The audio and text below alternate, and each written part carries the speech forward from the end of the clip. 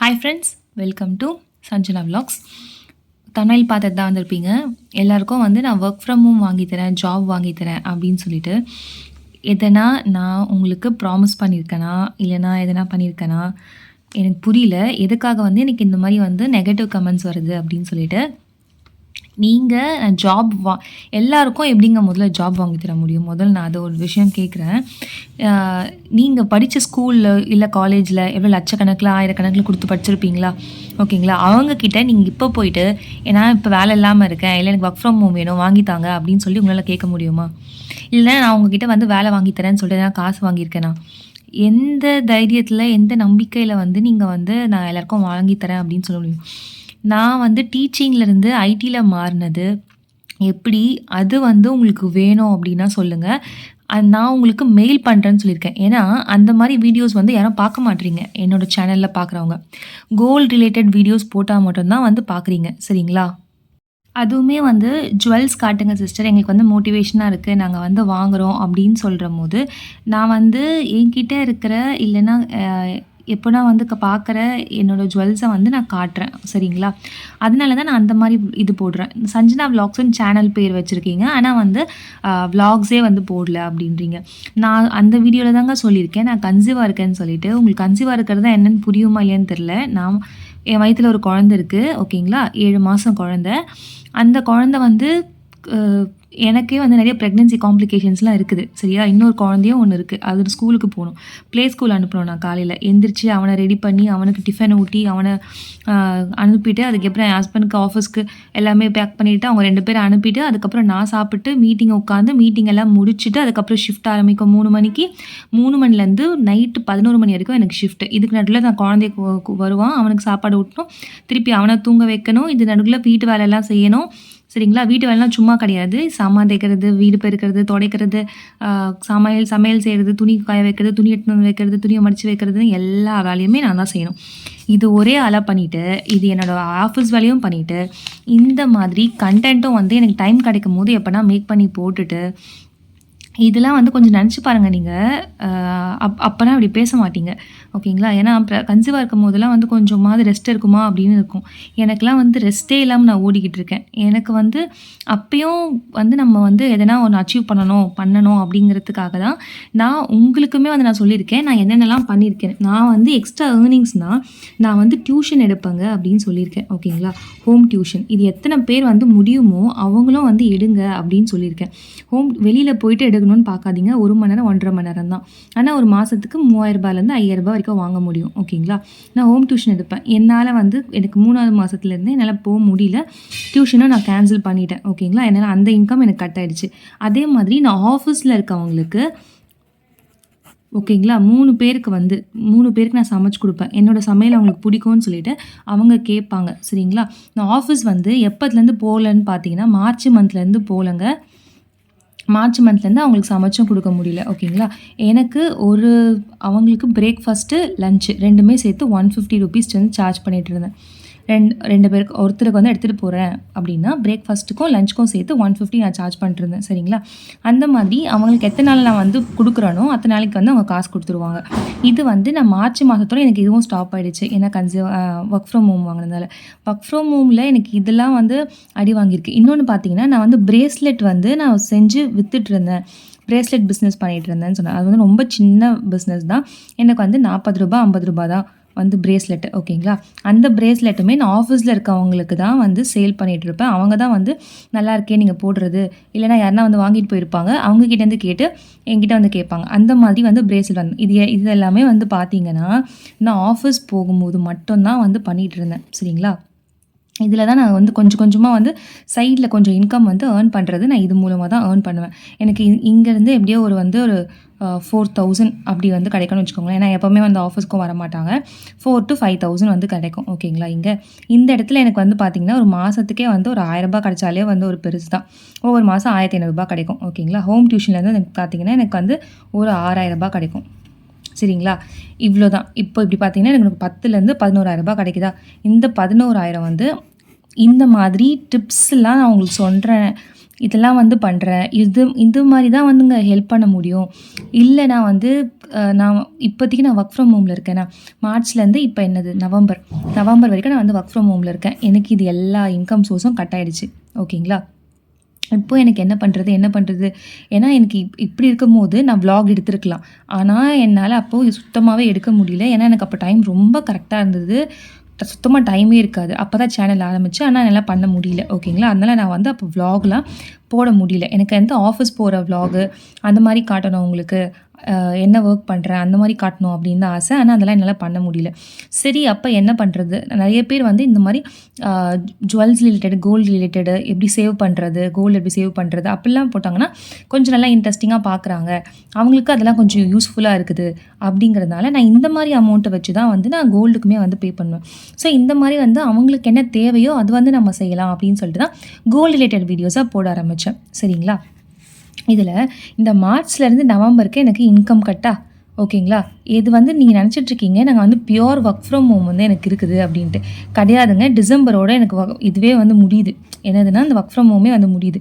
இது எதுக்காக எனக்கு வொர்க் ஃப்ரம் ஹோம் குடுத்தாங்கன்னா, ஆல்ரெடி நான் ஆஃபீஸ் போயிட்டுருந்த பெர்சன் தான். எனக்கு ஷிஃப்ட் வந்து 3 மணிக்கு ஆரம்பிக்கும். காலைல 10லேருந்து 12 வரைக்கும் மீட்டிங் இருக்குங்க. 2 மணி நேரம் ஸ்க்ரம் கால்னு வைப்பாங்க. ஓகேங்களா? அது இல்லாம முன்னாடி என்னெல்லாம் ஒர்க் பண்ணேன்னு சொல்லிட்டு நம்ம அந்த மீட்டிங்கில சொல்லணும். 10 to 12 வரைக்கும் மீட்டிங் இருக்கும். அதுக்கப்புறம் திரும்ப நீங்க நான் 3 மணிக்கு லாகின் பண்ற மாரி இருக்கும். 3லேருந்து நைட்டு 11 முடியணும். ஆனா எனக்கு வந்து பார்த்தீங்கன்னா, 12 இல்லன்னா 1 கூட ஆகும். ஓகேங்களா? இவ்ளோ நேரம் வந்து வேல பார்க்கணும். இது வந்து எனக்கு ஆஃபீஸ்ல 7 மணிக்கு 8 மணிக்கெல்லாம் ஆஃபீஸ் க்ளோஸ் பண்ணிருவாங்க. இந்த ஷிஃப்ட் டைமிங்க்காக மட்டும் தான் எனக்கு வொர்க் ஃப்ரம் ஹோம் குடுத்துருக்காங்களே தவிர, எனக்கு permanent work from home job கிடையாது. அதுவுமே அடுத்த பேட்ச் வந்து போடுறாங்க. அதனால நான் வந்து திரும்ப டெவலப்மெண்ட்டுக்கே போற மாரி இருக்கும். இப்ப நான் சப்போர்ட்ல இருக்கேன். ஓகேங்களா? அதனால தான் வொர்க் ஃப்ரம் ஹோம் இருக்குது. நீங்க ஒரு வேளை இந்த மாரி work from home support job வேணும் அப்டின்னா, அதுக்கு என்ன படிக்கணும் அப்டின்னு தெரிஞ்சுக்கணும்னா, அதுவும் என்கிட்ட கேளுங்க நான் சொல்றேன்னு சொல்லியிருக்கேன்.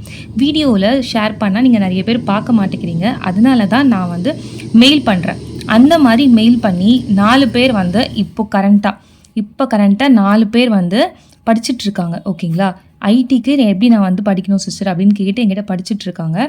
நான் அந்த மாரி ரிலேட்டடா உங்களுக்கு ஹெல்ப் பண்ண முடியும். நீங்க என்னலாம் வந்து படிக்கணும், என்னலாம் வந்து எப்படி ரெஸ்யூம் ரெடி பண்ணணும், எப்படிலாம் வந்து நீங்க ஜாப் சர்ச் பண்ணணும் அப்படின்னு சொல்லிட்டு அந்த ரிலேட்டடா நான் வந்து உங்களுக்கு ஹெல்ப் பண்ண முடியுமே தவிர, நான் ஒண்ணும் கம்பெனி ரன் பண்ணலங்க. நானே இன்னொரு கம்பெனியில வெறும் ரூ. 28,000 சம்பளத்துக்கு நான் வேலைக்கு தான் போயினுருக்கேன். புரியுதுங்களா?